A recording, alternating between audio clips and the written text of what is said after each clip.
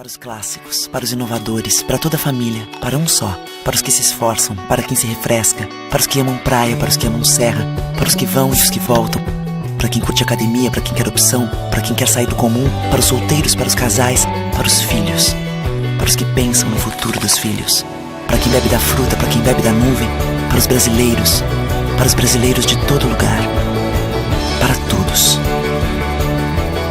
Coca-Cola Brasil.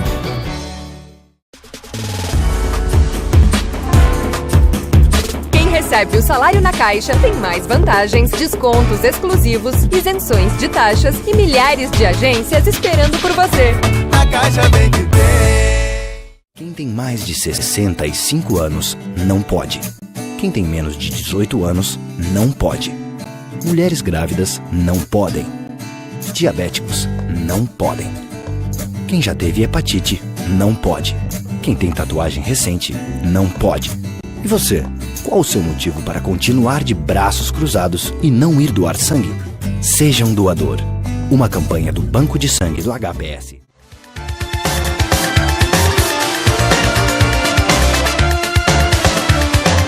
Com satisfação estamos recebendo Júlio César Lopes Correia, que participa aqui conosco, ele que é conselheiro tutelar. Então, nós vamos falar aí da história, de uma série de outras situações onde o Conselho Tutelar realmente pode se colocar e intervir, inclusive em prol das crianças, né? E os aspectos depois do Estatuto Criança e Adolescente também vamos aí trazer algumas informações. Tudo bom, Júlio? Tudo bem. Quero dizer que essa situação é minha, né, e acredito que, em nome do Conselho Tutelar de Porto Alegre, nossa, de podermos participar de um programa e de podermos colocar para a população em geral o que é o Conselho Tutelar, quais são as nossas atribuições, qual é o papel do Conselheiro Tutelar e qual é o nosso trabalho, né, diante da defesa dos direitos da criança e do adolescente, principalmente agora, como eu tinha te falado antes, a gente tem a grata satisfação de estar nessa história, né, na primeira gestão. Fizemos uma pausa e agora retornamos novamente. Então, vamos falar justamente disso, do Conselho Tutelar e da questão histórica, né, que foi o primeiro conselho instituído dentro do país, a forma como foi elaborado, enfim, vamos aí passar essas informações para o público que está aí ligadinho com a gente. Pois é, o Conselho Tutelar, ele surge, né, da luta popular, né, da luta dos movimentos populares, a organização popular, das igrejas, principalmente lá no início, na discussão do Estatuto da Criança e do Adolescente, como um órgão que vai ser o representante da sociedade na defesa do direito da criança e do adolescente. Então, ele é criado dentro dessa discussão, já com aquele link do artigo 227 da nossa Constituição Federal, que fala, né, que toda a população, a sociedade como um todo, é responsável por zelar pelos direitos da criança e do adolescente. O Conselho Tutelar surge exatamente dessa raiz, né, dessa vertente. E aí se estabelece, então, uma discussão dos educadores sociais, de toda a população, em relação a esse sentido. Como é que nós queremos, o que nós queremos que o Conselho faça, quem é esse ente que agora é criado e como é que a gente consegue fazer realmente o controle social das políticas públicas para a criança e adolescente. Muito bem, realmente, Júlio, tem assim situações bem características e, é claro, eu gostaria ressaltando a questão histórica pelo diferencial de Porto Alegre ter, na capital aqui do estado do Rio Grande do Sul, ter sido instituído o primeiro conselho. Eu gostaria também de resgatar essa história. Sim, Porto Alegre sai na disparada para instituir esse órgão, né, que é, na verdade, o defensor do direito da criança e do adolescente, que é aquele que vai assessorar e apoiar as famílias no sentido de poder priorizar, né, ter criança e adolescente como prioridade absoluta, um desafio muito grande. E lá em 92, quando começou a se discutir essa questão, né, como é que nós vamos fazer, como é que vai acontecer, né, eu era bem jovem naquela época, eu já não sou mais tão jovem quanto, mas a população mesmo, da onde eu trabalhava como educador social, né, e a população mesmo foi sugerindo, na época chamavam de tio Julinho, né, lá do Centro Infanto-Juvenil, Centro de Promoção do Menor naquela época, e isso hoje caiu, porque a gente também entende que a palavra em si carrega um estigma muito grande. Hoje é Centro de Promoção da Infância e da Juventude, as pessoas, os pais, a própria direção do centro começou a instigar para que a gente se candidatasse, para que a gente pedimos um trabalho, né? Um trabalho sério com criança e adolescente, na defesa, na luta, na conquista dos direitos da criança e adolescente, e daí partimos para essa conquista e conseguimos e fomos eleitos e trabalhamos nesse sentido para tirar do papel essa lei, né? Essa lei tão importante que é o Estatuto da Criança e do Adolescente, que traz um novo paradigma também para a defesa da criança e do adolescente, com todos os, aí colocados todos os artigos, que a gente às vezes até se embanana e se perde, né? Mas na verdade o fato é que o Conselho vem para conseguir extrair daí da lei morta, né, no papel e só escrita, simplesmente torná-la realidade, fazer com que a criança e o adolescente sejam realmente prioridade absoluta no nosso país, na nossa cidade de Porto Alegre, né? Então o Conselho Tutelar de Porto Alegre foi eleito lá em 92 e a gente começou a participar dessa trajetória histórica. Muito bem, então estamos aqui conversando com o conselheiro tutelar Júlio César Lopes Correia, né, que traz informações. E agora, claro, vamos querer saber do papel do conselheiro, o trabalho que ele desenvolve em prol das nossas crianças e adolescentes e, é claro, todas aquelas peculiaridades importantes, inclusive com relação aos encaminhamentos. Muitas dúvidas ainda existem nesse sentido. Mas vamos, assim, explicar para o pessoal, Júlio, inicialmente o papel do conselho, o papel do conselheiro tutelar. Exatamente. No início, quando a gente pensou o conselho, quando o conselho se constituiu, a gente não tinha muita clareza de qual era o papel do conselho tutelar. Então, todas as demandas, né, principalmente as demandas da assistência social, elas recaíam sobre o conselho. A falta de políticas, na verdade, nos forçava a fazer isso, né? Então, se não se tinha médico no posto de saúde, o Conselho Tutelar é acionado. Se não se tinha atendimento da área da assistência social, o Conselho Tutelar é acionado. Bom, todas as questões eram. Tanto que, na época, lá em 92, eu lembro que nós éramos procurados, inclusive, para fazer aquela declaração de pobreza que as pessoas, às vezes, necessitavam para o encaminhamento de algum documento, alguma coisa nesse sentido, né? Bom, a gente tem tentado avançar nesse sentido, né? No conceito, bom, no final, o que é o Conselho Tutelar? O que ele realmente faz? O Conselho Tutelar, esse órgão instituído, né, e está aí no Estatuto da Criança e do Adolescente, lá no seu artigo 131, ele vai dizer o que é, qual é a natureza do Conselho Tutelar. É um órgão não jurisdicional, um órgão autônomo, que está exatamente colocado aí para auxiliar, né, e para forçar com que essas políticas de atendimento, elas realmente existam, né? Quando é que o Conselho tem que agir? Como é que a gente faz, né? A natureza do Conselho é essa. Então, essa Constituição são 5 membros, né? 5 conselheiros tutelares, 5 pessoas que são eleitas. E aí é uma coisa bem importante, e aí frisar que Porto Alegre, nesse sentido, também foi pioneira, né? Estabelecendo a eleição direta, o sufrágio universal para a eleição do Conselho Tutelar. Então, as pessoas se candidatam, elas passam por uma prova criteriosa, elas passam pelo crivo também da eleição da população, né? E aí, esses 5 conselheiros, eles são responsáveis diretos para fazer com que aquilo que eu estava dizendo antes, né, com que essa lei ela realmente se efetive, com que realmente a gente consiga colocar na prática a execução do direito da criança e do adolescente, a garantia dentro do sistema de garantias do direito da criança e do adolescente. O Conselho Tutelar está lá colocado para forçar essas políticas que às vezes são deficitárias e que não acontecem. Então, a gente seria, em outra análise, né, o advogado das crianças e adolescentes, né? Muito bem, então, Júlio, claro que são muitas as questões que a gente tem, né, dúvidas aí com relação à questão de até provocar uma situação de auxílio. Quando é que o Conselho Tutelar entra em campo? Como as pessoas podem fazer, né, para buscar o atendimento através do Conselho? O atendimento do Conselho Tutelar, ele é basicamente fundamentado na violação do direito da criança e do adolescente, né? Quando algum direito da criança e do adolescente realmente foi violado, aí o conselho tem que ser acionado, né? Em primeira mão, a gente sempre costuma dizer o seguinte: o Estatuto ele coloca bem claro, a primeira responsabilidade, né, na defesa do direito da criança e do adolescente é da sua própria família.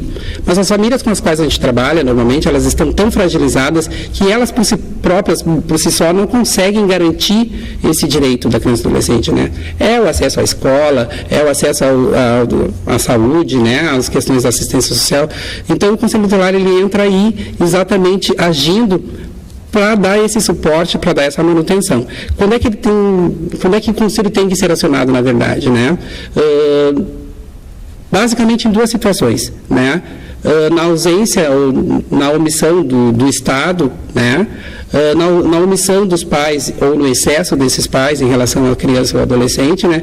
Ou em razão da conduta da própria criança ou adolescente. Então, a gente é acionado, a gente vai, faz a averiguação e acaba se envolvendo na situação, buscando os encaminhamentos que são necessários, né? E aí, quando há uma violação do direito por um desses agentes, né? E a gente coloca que os maiores agentes violadores, às vezes, em relação à situação da criança e do adolescente, são, infelizmente, ainda, na maioria das vezes, os próprios genitores, né, os próprios pais, né, isso está até colocado nas nossas como é que eu vou te dizer relatórios. Aqui? Nos nossos relatórios, nossas prestações de contas, né, esses levantamentos que fazem, né? E aí, então, a gente tenta buscar, junto com essa família, quais são as soluções para essas situações, como é que a gente consegue dar encaminhamento, né? E aí a gente vai trabalhando, né? A princípio, isso está posto lá no artigo 98 do Estatuto da Criança e Adolescente, né? Então, essas situações nas quais o Conselho tem que agir, e também no 105, quando diz que a criança que cometeu algum ato infracional, né? E aí a gente precisa entender o que é um ato infracional, né? E entender um pouco o que é essa situação, quando a criança realmente passou do limite e cometeu alguma coisa que causou dano para alguém ou para uma outra pessoa. E nesse caso, Júlio, como é que é feito o encaminhamento? Que ela falou da questão da criança quando comete algum delito, tá? Algum crime, alguma infração, melhor dizendo. Né? Então, como é que as pessoas fazem essa denúncia? Como é que eles devem proceder? Pontualmente, né, quando eu digo que a gente tem que entender o que é um ato infracional, existe, assim, às vezes, no imaginário das pessoas, e eu não sei se, de repente, é falta de entendimento, ou falta de esclarecimento, e aí eu trago a responsabilidade para nós, enquanto Conselho Tutelar, e para todos os agentes que trabalham no sistema de segurança, de esclarecer o que é um ato infracional, na verdade. Muitas escolas, principalmente, confundem uma questão disciplinar com um ato infracional, em algumas vezes, né? E aí o Conselho acaba sendo acionado e a gente chega lá e a gente vê que, bom, qual é o encaminhamento para essas situações disciplinares? É sentar, é conversar, é buscar orientação, né? As escolas têm os orientadores, a gente busca trabalhar em parceria com as escolas, numa rede de atendimento, que a gente, né, coloca assim como rede de atendimento, e é importante que a gente tenha entendimento do que desencadeou aquilo ali, né? Tentar ver um pouquinho a história dessa criança, né? Não o fato em si, mas sim o que está interligado, como é que se chegou a essa situação, né? Como é que essa criança chegou a cometer o que nós chamamos de ato infracional, né? Então, é importante a gente poder perceber o que aconteceu, tentar entender o que houve e se acercar dos serviços que são necessários. Aí, realmente, quando há uma dificuldade de lidar com essa situação e a gente percebe que, às vezes, há uma dificuldade nesse sentido, a gente intervém, a gente tenta ver e a gente chama a família, a gente notifica os pais para tentar entender o que está acontecendo com aquela criança ou com aquele adolescente,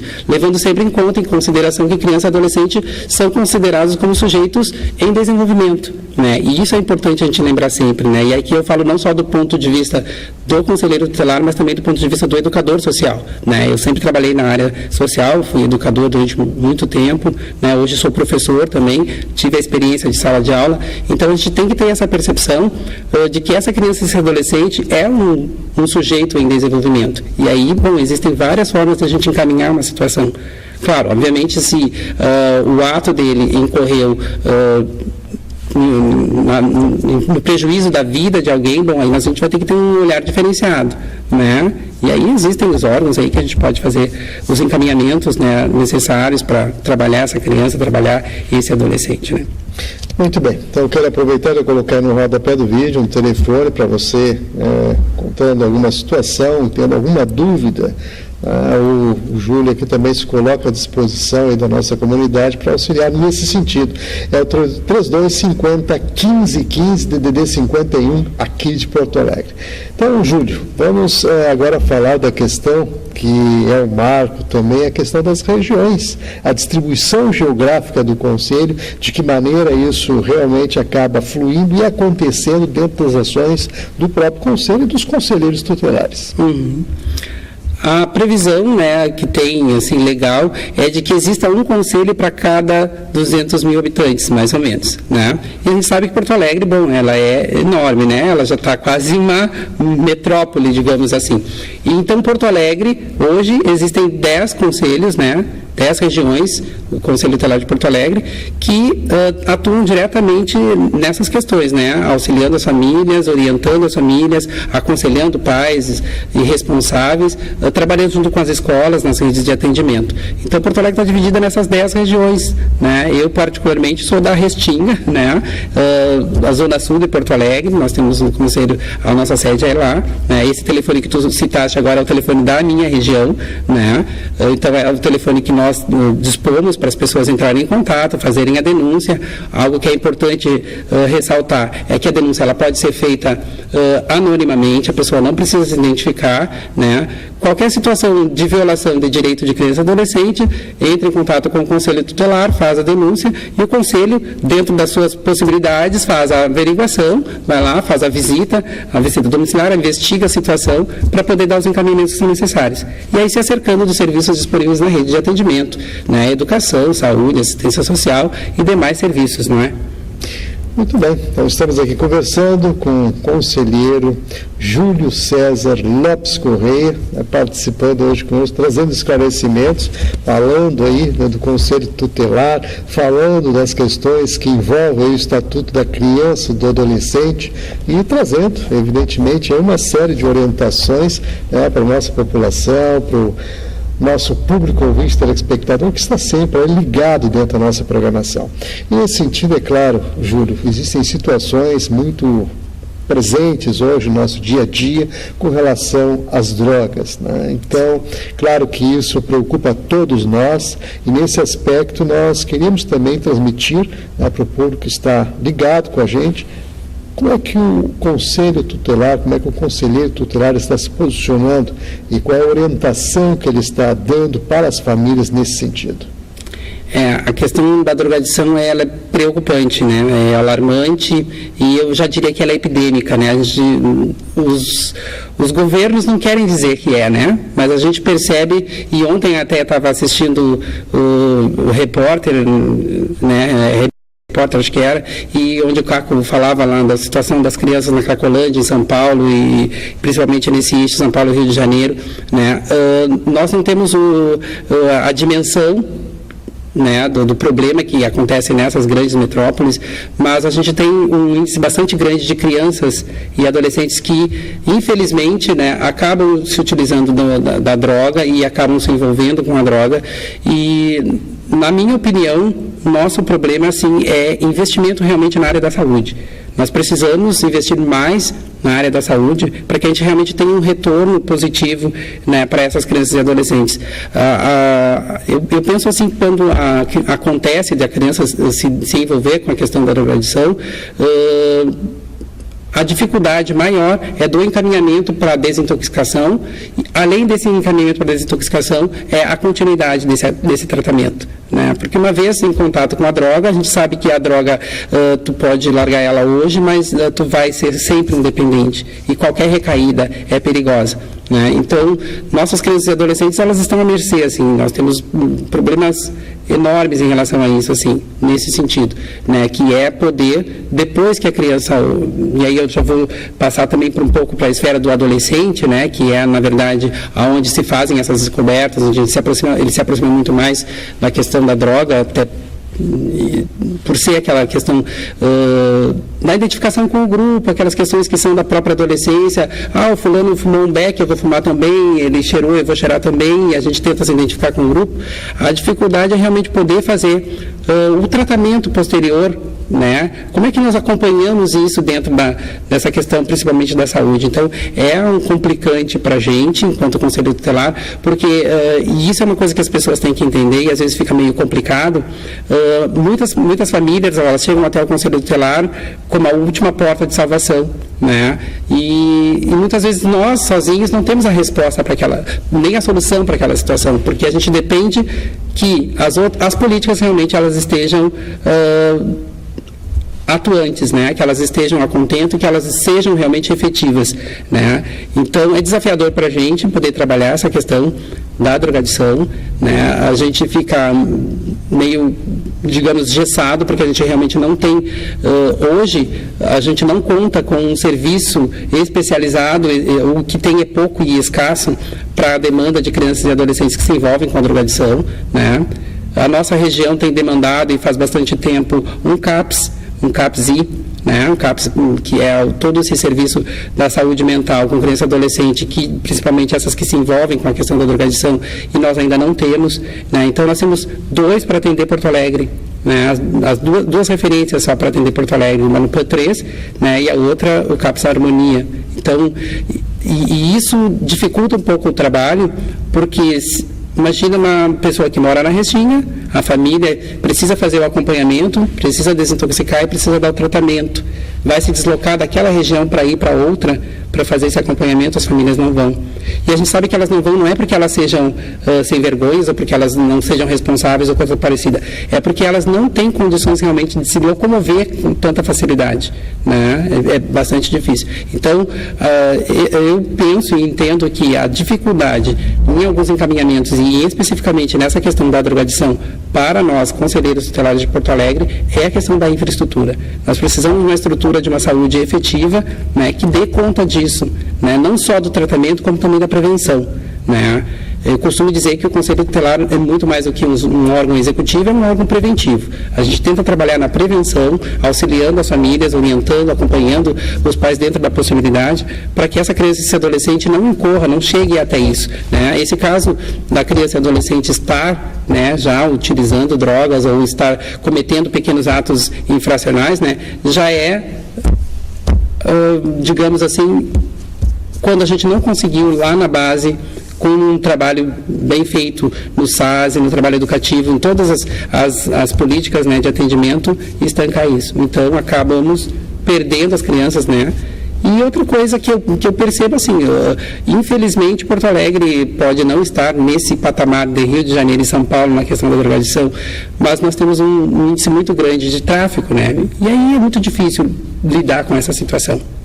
Realmente, inclusive, além da complexidade, é um desafio. Na verdade, você faz aqui um desabafo, né, com relação à questão, inclusive, das políticas públicas e dos próprios instrumentos que são colocados à disposição, que não surtem não atendem à demanda. Exatamente. Né, dessa necessidade. E nesse aspecto, assim, a abordagem de vocês junto às famílias, porque a gente sabe que é da complexidade e do desafio que é realmente tratar com essa temática. Sim. É preciso que as pessoas entendam, né, que os conselheiros tutelares, eles não têm a responsabilidade de serem técnicos da área, né? Então, às vezes, essa abordagem, ela se dá muito mais numa conversa, num diálogo, e aí, entenda-se sempre assim, o conselho é sempre acionado através da denúncia, né? Nessa denúncia vem a suspeita de que, de repente, determinada criança ou determinado adolescente está utilizando substância psicoativa, né? Ou droga, está usando a droga, né? O que a gente faz? Bom, nós chamamos a família, conversamos com a família abertamente e procuramos entender, bom, a mãe tem, o pai tem ciência, sabe dessa situação, se sabe o que já fez para tentar ajudar essa criança a sair dessa situação, né? Se nada foi feito até então, vamos para os encaminhamentos que são necessários, né? Quando é um caso, assim, já de uso contínuo, claro, obviamente a gente vai buscar junto à saúde, né, junto à política da saúde, a desintoxicação e aí o possível tratamento. Né? Em casos que se tem só a suspeita, né, e que não se sabe, bom, a gente vai observando junto com a família, se encaminha também para o serviço social, né? As famílias normalmente são encaminhadas para o serviço de assistência social para fazer essa abordagem mais técnica, né? E a partir dessa avaliação também do corpo técnico do serviço social, a gente pode tirar as dúvidas e concluir se realmente é caso, não só na questão da drogadição, aqui a gente está abordando a questão da drogadição, mas em várias situações, né? N situações. Né? Nós temos também muitas denúncias em relação a suspeitas de abuso sexual em relação às crianças, né? E isso é estrondoso e apavorante. É uma outra situação também de limite, né? Que realmente traz problemas muito sérios e conflitos, inclusive, né, de relacionamento, dificuldade, inclusive, de abordagem. Exatamente. Aí, então, nós precisamos contar com um serviço técnico para isso, né? Quando é só uma suspeita, nós temos um recurso que nos auxilia nesse sentido, né? E acredito que a maioria da população do Porto Alegre já conhece o CRAI, que fica no Hospital Presidente Vargas, né? É para lá que nós encaminhamos normalmente essas demandas, né? Quando há uma suspeita. Mas quando é evidente, quando é uma situação evidente de estupro, bom, aí, infelizmente, a gente tem que se servir do serviço policial, fazer a denúncia na delegacia, fazer exame de corpo de delito e aí proceder os encaminhamentos que são necessários, né, para, primeiro, estancar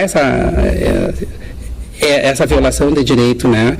Normalmente as crianças são tiradas do ambiente, né, quando a família não consegue fazer a proteção, quando, né, ou quando o violador é um dos familiares, né, se retira a criança, se coloca ela no espaço de proteção para poder dar os encaminhamentos que são necessários nesse sentido. Então, eu conversei aqui com o conselheiro tutelar Júlio César Lopes Correia, a quem agradecemos muito pela participação, obrigado pelas informações, pela mensagem.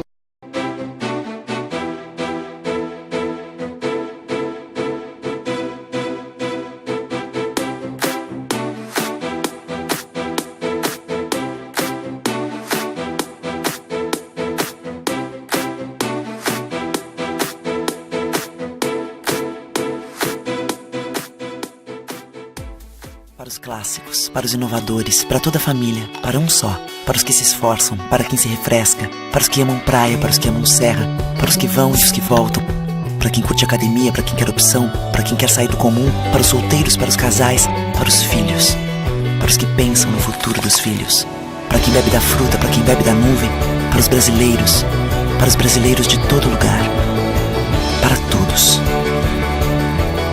Coca-Cola Brasil.